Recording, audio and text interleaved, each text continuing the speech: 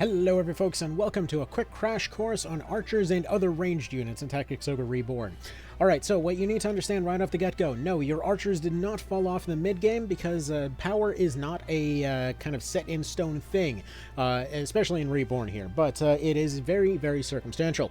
The thing to understand, archers hit like an absolute truck, but they are also very heavily resisted by armor, and any way that you can get past defenses is going to skyrocket their damage to the moon, and I don't mean normal skyrocketing.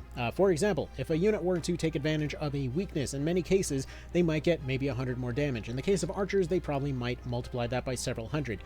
To give you an idea, here's a shot against two particularly undefended units.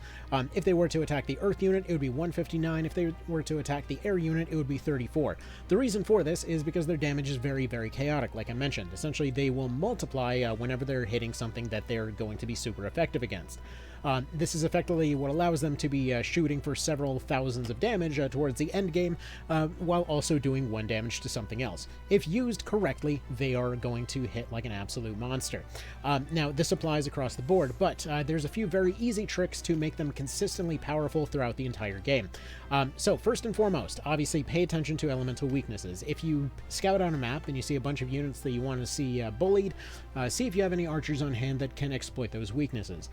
That's going to immediately boost their damage to well beyond melee numbers. Secondly, make sure to actually use a unit that's actually qualified for that particular class.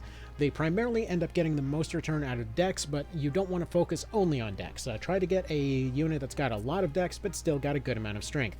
Everything else doesn't particularly matter. Even agility for their hitting odds doesn't particularly matter, considering that they've got multiple ways to guarantee their hits. Another thing to consider is that, again, the formula for the for ranged weapons in this game in general is going to be 2.5 times damage upon impact, as well as also multiplying enemy armor by 2.5 times. This means that effectively, if you can reduce that armor in any way, you are going to multiply that even farther. So, for example, Breach or Fear, to any extent, are going to cause archers to potentially delete things en masse. So, just something to also keep in mind. Additionally, you can kind of multiply this through something like area ion plumes, though I believe they're only about a 15% bonus this time around. Either darn way. As far as ranged attacks go, this gives you the whole general idea here that you want to try and exploit weaknesses as much as possible. If you hit on a weakness, they're going to be consistently your best friend. If you are going to be, if you're going to try to use them for raw power, you're going to consistently be disappointed.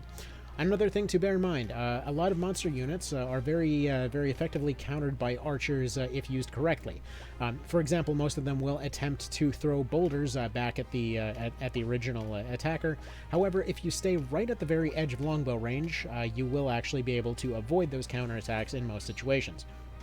So for example, right there, that guy was able to avoid it. She, on the other hand, was not. Now, additionally, if you're wondering whether you need to change your elemental arrows to potentially deal with some of these other different types of units, you can actually get these in bulk. If you were to go to Farampa, you hunt down any fairy or gremlin units that are in the woods. They have a very high chance of dropping a wide variety of different charm types. So if you want to do something as simple as finding a few good candidates for your archers, spreading out their elements, and then keeping some charms on hand to switch them around, that is absolutely a viable way to do so. It's also fairly quick to do. It's a nice place to come in if you need materials of any kind one way or another. Alright, so that should more or less cover what you need for archers. Let's move on to the next one.